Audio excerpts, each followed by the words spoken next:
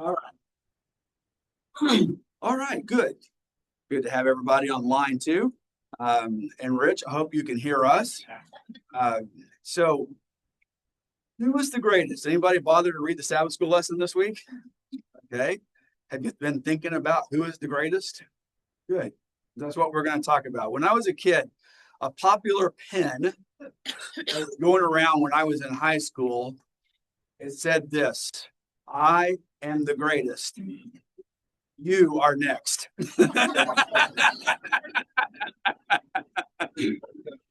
And when I was reading the Sabbath school lesson, I actually went back to my junk that my mom tried to save for me and see if I still had one of those pens, but I couldn't find it. But I still remember that pen in high school making its way around like yo-yos and everything else. There was always something that making its way around. It was an interesting lesson. So look, we're going to look at this question today that his disciples asked Jesus. And honestly, I believe we all still wrestle with it today. I don't think this was just something the disciples wrestled with back in the day. I think we wrestle with it all the time. And whether you're in society or whether you're in your company or whether you're at the ballpark, everybody has a question about that issue. So look, when you hear the word greatness, who comes to mind and why? Muhammad Ali? And why is that? Self-proclaimed. What do you say? I am the greatest. Okay. Muhammad Ali. All right. Yeah. Hey, Bob. Anybody else? Wayne Gretzky. Wayne Gretzky. Why is that? He was proclaimed as the greatest in his field. He's the GOAT. He was proclaimed. He didn't proclaim himself. So in this particular case, he proclaimed himself as the GOAT. By the way, it wasn't too bad, actually. Okay, go ahead. Lucifer. Ooh, Lucifer. Why is that? Why is he the greatest of all time? Got a reason? He said I would be great. I will be like God. I will be like the Most High. All right. Anybody else? I'm Brady. I just want to use the right answer. Just wanted you to go here. That almost didn't work. I know. Thanks. Elevate it just a little bit. Hang on. Oh, yo-yo ma. Thank you. It's Doc Perlman. He is the greatest. I would agree with that. Let's see. Where am I missing? Right. Yes. Mike Tyson. Mike Tyson. Yes. The ear biter. Okay, who else?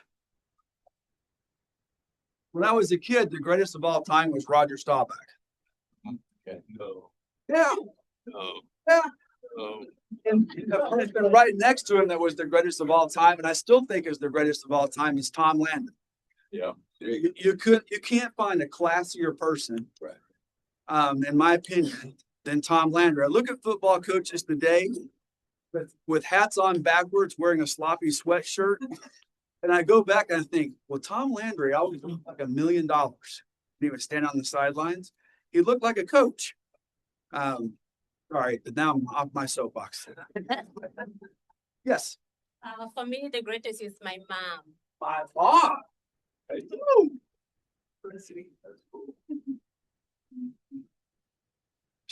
that your mom? Yes, my mom. She raised 15 kids. Whoa.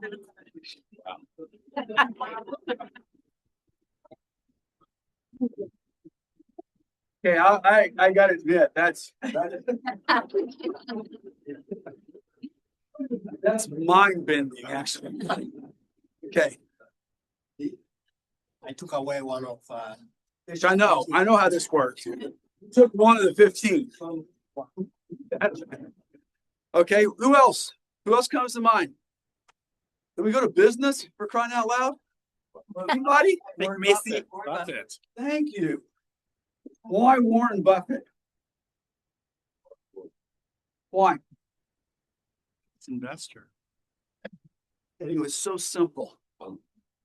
Buy stuff you understand, buy something that makes money, buy something consumers have to have, invest in it and keep your money in it for the long term.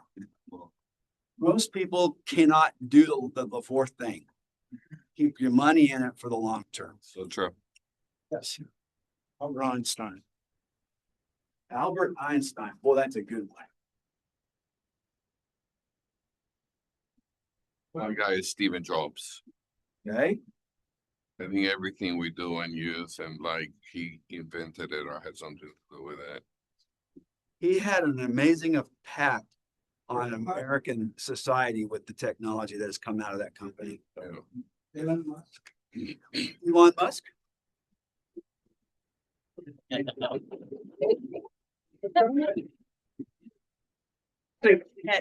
Actually, to be fair, the guy's brilliant. He's just uncontrolled. And uncontrolled brilliance is a problem. Lionel Messi. Messi, of course. Let's see. Yes. Mahatma Gandhi. I like it. Okay, so everybody has, I got the board on. So everybody has something when somebody says who's the greatest, depending upon what frame of reference is. If you're thinking about medicine, you think of one person. If you're thinking about business, you think about something. If you think about sports, who's the greatest in F1 of all time? Hamilton. Now, Max Verstappen has a chance to be that, but he's not yet. And so, football, you go there, and in your brain, you can conjure up who you think that person is, right? I'm glad nobody walked down the politics thing today because I was going to shut that down. So now we're going to talk about what that means. Do me a favor. Somebody with a decently loud voice. I need somebody to read Mark 9:30-37. And I need somebody to read Luke 9:43-48. Don't everybody volunteer at once.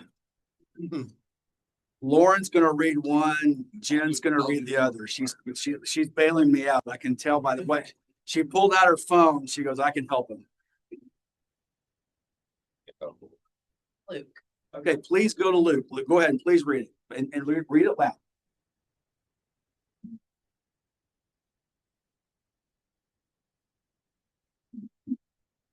While everyone was marveling at all that Jesus did, he said to his disciples, "Listen carefully to what I am about to tell you.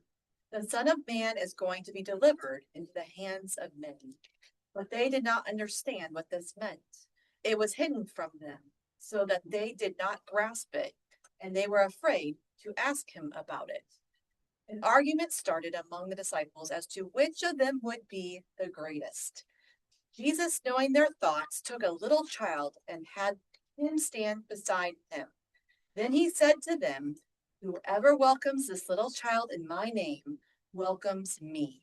And whoever welcomes me welcomes the one who sent me. For it is the one who is the least among you all who is the greatest." Thank you, Jen. Okay, Lauren. After leaving that region, they traveled through Galilee. Jesus didn't want anyone to know he was there, for he wanted to spend more time with his disciples and teach them. He said to them, "The Son of Man is going to be betrayed into the hands of his enemies. He will be killed, but 3 days later he will rise from the dead." They didn't understand what he was saying, however, but they were afraid to ask him what he meant. After they arrived in Capernaum and settled in a house, Jesus asked his disciples, "What were you discussing out on the road?" They didn't answer because they'd been arguing about which of them was the greatest. He sat down, called the 12 disciples over to him and said, "Whoever wants to be the first must take last place and be the servant of everyone else." Then he put his little child among them. Taking the child in his arms, he said to them, "Anyone who welcomes a little child like this on my behalf welcomes me. Anyone who welcomes me welcomes not only me, but also my Father who sent me." All right, so here's the narrative. Jesus takes his disciples aside. He pulls them into an environment where he can teach them. He explains to them that where he's about to go, he is going to be arrested. He is not going to save himself. He is going to die. Then the narrative goes, They didn't get it. Now, to be honest with you, they didn't want to get it. I mean, Jesus is saying as plain as the nose on his face, something's going to happen that you're not going to expect. And there was no questions. It says that the meaning was hidden from them. Yeah, that's a disciple writing that. Come on. What that means is, I said, what was coming out of his mouth did not fit their paradigm for what was next. And God basically ignored and they walked on their way. They let Jesus move ahead and they went right back to the old paradigm that they were living in, which is, hey, when we get down there and we set up the kingdom, who of us is going to have the cool jobs? All right. You guys everybody understand the narrative here. So what's interesting is this. In Jesus' time, we'll talk about our time, people were asking this question constantly. Their whole culture is built around it. So in the first century, society was built on something called an honor-shame society. And we may have an honor-shame society as well, but not near the magnitude that they had back at that time, and not near the magnitude that probably still exists in many cultures that we don't understand. Okay, so I'm working with somebody from a different culture right now, and I can tell you the way they view the world through this lens is radically different than the way I view the world through this lens. So everything revolved around status, who was important, who had the highest rank. They measured greatness by where you got to sit at the meal. Were you the closest to the host or were you at the end of the table? When you were in a gathering, the person with the most status got to speak first, and then it worked its way down. At a meal, the person with the missed status got to go through line first. Now, folks, unless you don't think this exists in our own society, have you ever tried to plan a sit-down wedding dinner and put people at tables?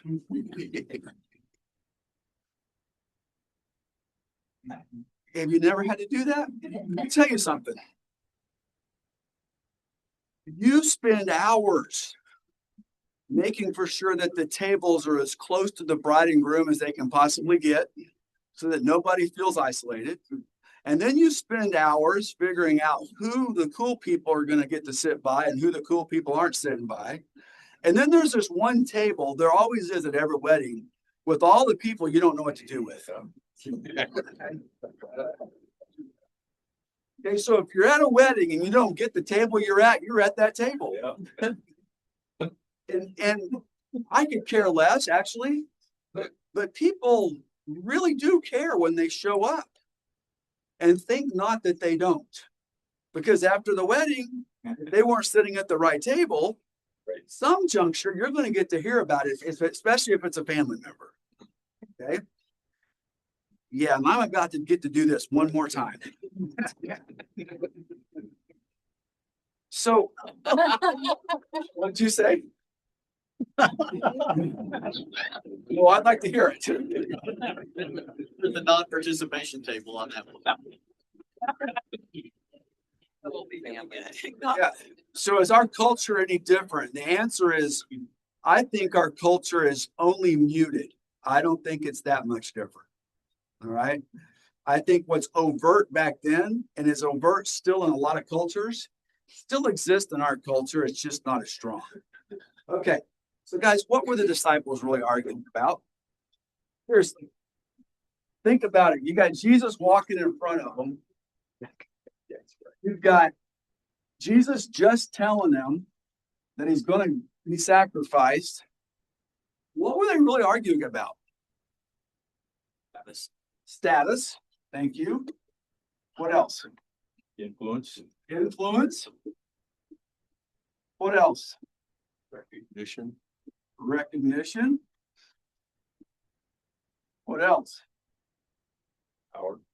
Power. What else? We're right there with power. What else? Favoritism. Reputation, somebody said. Favoritism.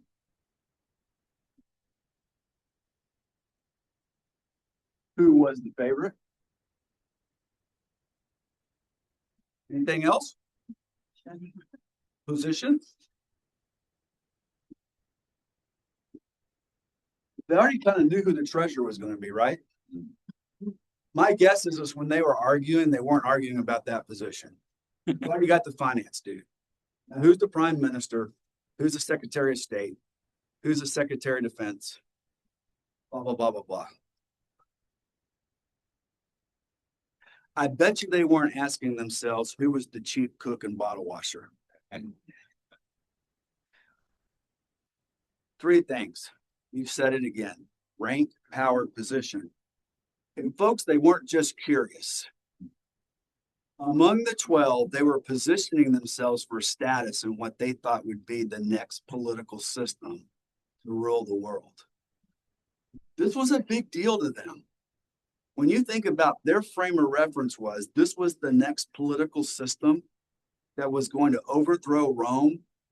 When you think about Rome at that time, Rome ruled the then known biblical world. Obviously, we don't know anything about in the Bible, anything outside of the Roman world. A lot of things going on across the globe, but Rome ruled the then known world. You're one of the 12. You've been hanging out with this dude for 3 years. He can heal people, he can feed people, and he can overcome anything that's in your way. There is zero reason why this is not a world power. Where am I going to be in the world power government? So for them, this was deadly serious stuff.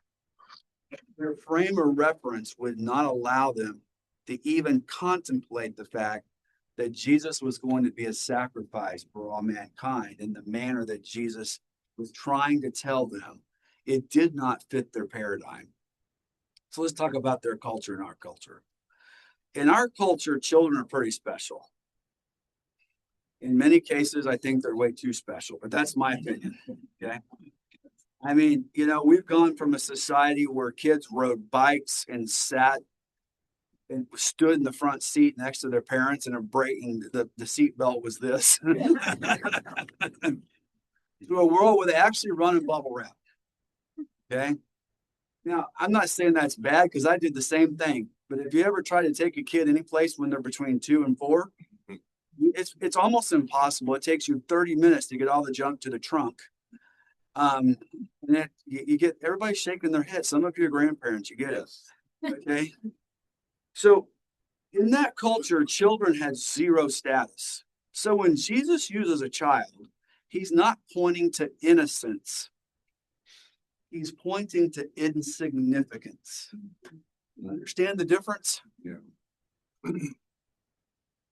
When he says, this is who you have to become to be into my kingdom, a child at that time, children at that time were ubiquitous. One went, you had another one. I'm sorry, folks, but children in that time had a high mortality rate. You didn't get attached to too many things. And until you could grow up, run your own life, and be a part of society, you didn't have a lot of significance. And so for them culturally, this was not about a kid collecting toys. Green Bay Packers, Bobby Labonte won the NASCAR championship, loved soccer. You know, it doesn't take you long in my kid's room to figure out at a small age what it is they love doing. All right. They're not talking about innocence. They're talking about insignificance. And in that culture, insignificance was an anathema. Everybody needed to be somebody, somewhere, doing something. Okay. So the person with no status at all is the greatest in Jesus' kingdom. How do you think that landed with the team? When Jesus pulled the little baby, little kid, sat down with that little kid and looked at his disciples and said, unless you become like this insignificant person in our culture, you need to understand, you don't understand what greatness is. How do you think that landed? Do you think he might have been saying this child is teachable? I do believe that, but I don't believe that culturally. I've studied this. Do I think that's a part of the significance? Yes. But I think what hit the disciples immediately was not innocence, not teachability. It was insignificance. In their shame honor society, there was a huge pecking order, and I can tell you the children were the lowest of the low in that pecking order. Probably incomprehensible to them. How could this be? How can that be? It was so countercultural. Totally countercultural. Thank you. Yes, He's consistent with how God operates, though. You go with the person who's not married.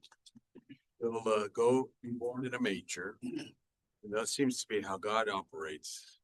he came up through a long line of insignificance in society, didn't he? Okay. Born to a person who wasn't married, born on Grainat Nellie's basement couch where the dog slept, if you remember my Sabbath school lesson. Born poor in a town that had a terrible reputation. How can anything good come out of Nazareth? Okay, yes. Well, the message was insignificance to them. It doesn't raise the question of why, as we learned in the last lesson, that he takes a moment with all of them, and basically, after saying who to Nathaniel, who do they outside say I am? He turns to Peter. He knows what Peter's going to say, so he turns to Peter on purpose and says, "Who do you say I am?" And Peter gives the answer that he knows he's going to give. And he then makes the point to everybody else that the Holy Spirit's been on this person and told him that. And this is the person on whom he's going to build his church in the future. So they all get a teaching moment that one has been picked out. And now here they are arguing at some point in time in the future. And he's trying to tell them, no, basically, no, you need to understand it's not like that. But that's not the way it was when he did it to point Peter out. I think the whole string of events is fascinating when you study it. I think there's a countercultural piece to saying you think you have to accumulate power, but real power is giving it up to the point where you're just insignificant. That's what he did. He had all the power that anybody could ever have, and he gave it all up. There you go. Took the most powerful person in the universe who became the lowest person in the universe for all of our sake. We're done. Everybody go home. So if we're honest, where does the struggle show up today? So how does the world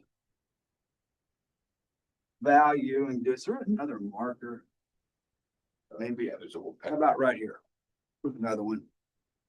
So world value, kingdom values.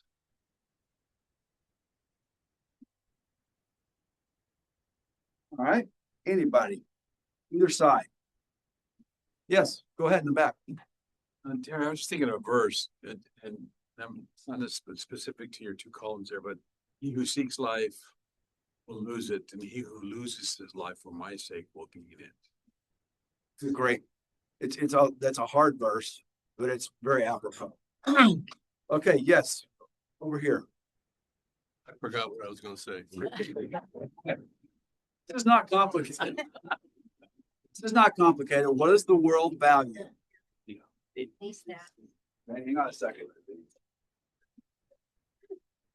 Money, status, power, Lineage. lineage. They always talk about the son or the father was such and he had no lineage. What else? Hierarchy. Hierarchy. Yeah. Can you give me a better word? What's that?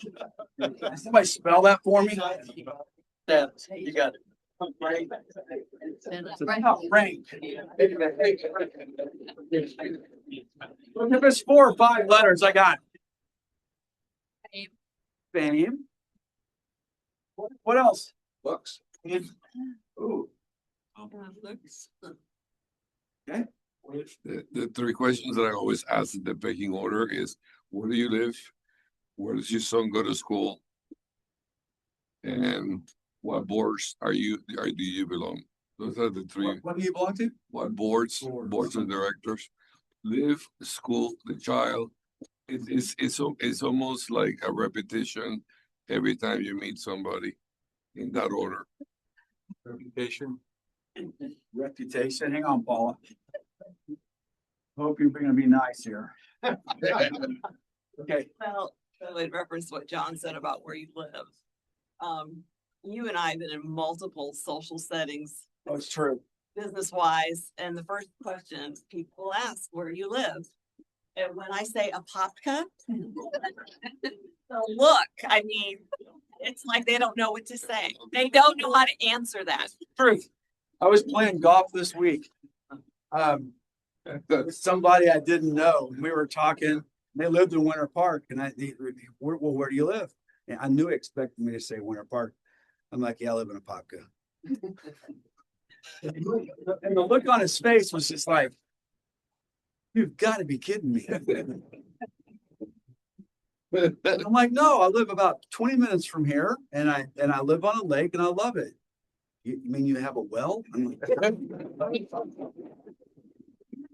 you don't have city sewer? No, I have a septic tank. It's a pretty crappy house, but I managed to live there. And no, I know she's exactly right. It is a lot of times in the settings that we're sitting in. That's what they want to know is where you live. Then they ask the question where your kids go to school. Yeah, they do. Is it Southern Adventist University? Huh? Yeah, it's a little private school. By the way, I went there. I can hear the wheels turning. Your kids really weren't bright, were they? You know, Headlight. like deer on headlight.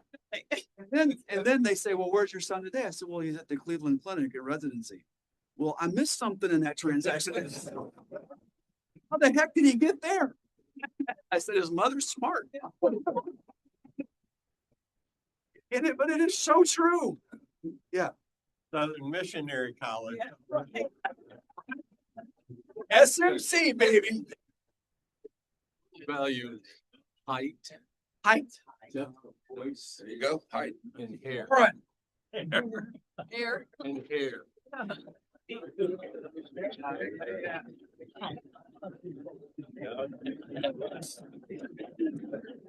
It's overrated. There are a lot of days I wish I just didn't have any.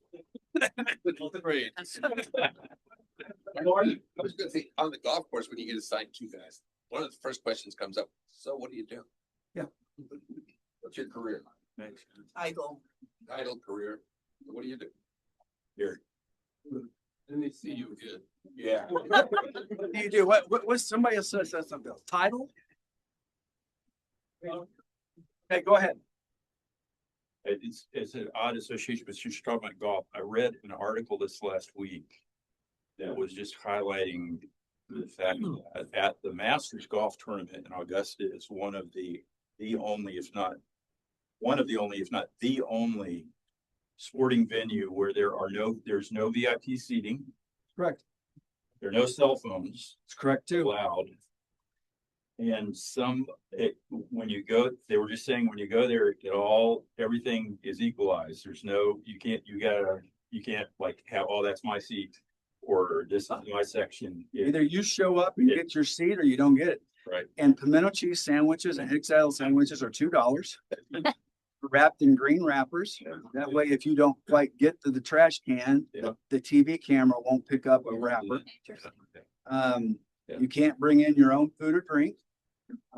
It's a very controlled environment, but it is a very egalitarian environment. Yeah.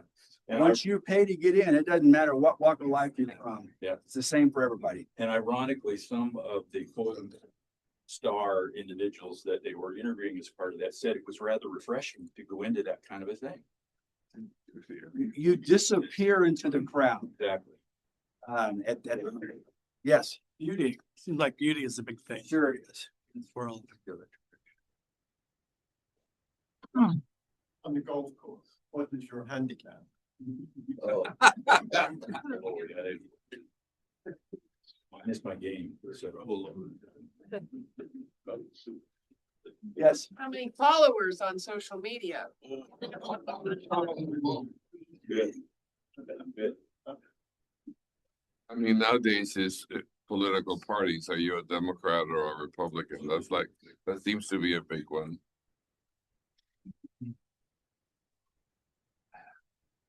Okay, now let's go to the other side.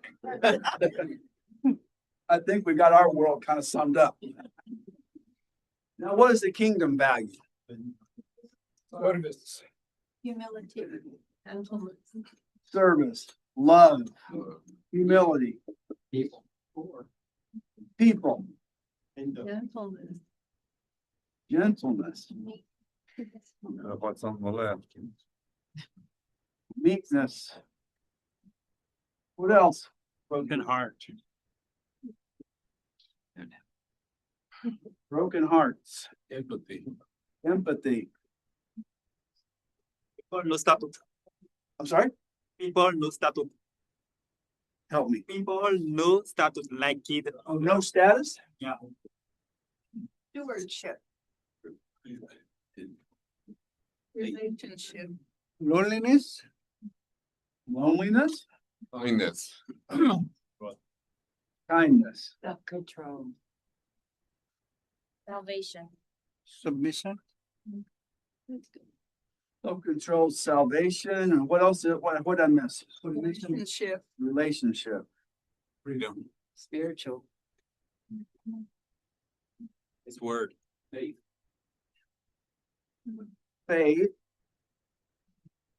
Okay. I think we got that kind of summed up. I missed a few words. I'm sorry.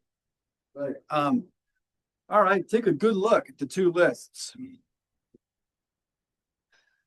you suppose that the same thing was in existence in Jesus' day? Only more so. Because today you do the dodge, bob, and weave out of it. When I leave and I go back to my house in Apopka with my septic system, okay, I really don't give a tinker's you know what that it's not in Winter Park. I got over that a long time ago. Okay. In those days, I don't think people got over it so fast. And the truth is, turning it upside down with insignificance as a child, Jesus once again lobbed in and pulled the pin and lobbed in the grenade and walked away. You know, you guys think you have this figured out. You have zero idea about what this really is. And when you study Jesus on this earth, he pulled the pin on a grenade and lobbed it in a lot. And they saw him lob the grenades in for 3 straight years. And the week before he walked to Jerusalem to die, they still didn't get it after 3 years. Do you think you would have gotten it? I doubt it. You were born just like they were into the society. You were raised in that society. Everything was your frame of reference, just like everything was their frame of reference from society standpoint. Our frame of reference is the society that we grew up in. We're exposed to. We get asked questions about. Yes. Do you think that was part of the pain that Jesus suffered at Gethsemane? I mean, he was not sure he had done enough, and here are the 12 that followed him around for 3.5 years, and they still didn't get it. You know what's amazing about this, though? Somewhere they got it. Because those 12 people are responsible for the Christianity that we have today across the globe. And Christianity has gone through ebbs and flows. You can go through the good times, the bad times throughout Christianity. But I will tell you, it's a remarkable movement that took place after Jesus passed to the day to where we are. At some juncture, after we get through the New Testament, we're going to find the time where I actually think they got it. They had to organize themselves and they had to preach the gospel. And I think they radically had to rethink who they were. And if you look at how they lived their life after Jesus passed, there was nothing good about how they lived their life. And none of them lived good lives, nor did they die well after Jesus passed. All right. Well, considering that John did not get crucified or boiled in Well, fire or killed in the world, I mean, it's one of the biggest lessons from Jesus' time. John went for love, and it was the guy that got Jesus' mom. And it's the guy that lived in nice Turkey, which is a pretty nice country to hang out. And sure, he ended up in an island. I mean, that doesn't bother me that much. An island in Patmos in Greece or whatever. And then he died peacefully in his sleep. I think there's a big lesson there. We'll study that lesson later. I think you're right. So look, whoever receives this child receives me. In that culture, associating with people of low status was something that you couldn't do because it would put you into a status that you didn't want to be a part of. There we go. When you welcome the least, you're welcoming me. So folks, who's the least in your life today? Everybody has one. You know who it is. Who might God be asking you to see differently this week compared to the way you've been seeing them?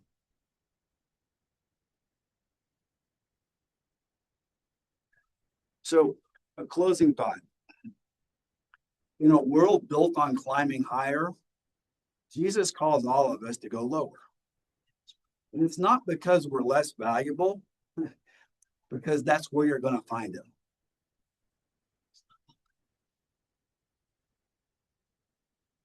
And when you think about that, it makes you want to go back and think about who are the least in your life. That's where you're going to find Jesus. It's a great object lesson. And it's been good for me to study it this week. At our country club, there's a little spot, a little office, and a little spot out front. There's a guy that sits there every day, and that gentleman shines shoes. And you can put your old smelly golf shoes up on the counter, and for free, because he works for the club, he will shine those shoes and put them in a plastic bag and put them in your locker. And they look like they came out of the store. And over the last year, I've watched people go by and treat him like he didn't exist. And I've watched people go by who know his kids, who knows what he likes to do, who gives him $10 to shine your stinking smelly shoes. And the juxtaposition of those two people are remarkable to me. Same club, same membership dues, same individual, radically different treatment. At the end of your round, there's a gentleman standing on the 18th hole with a towel. And while you're putting out on the 18th, he's cleaning your golf clubs. It just happens.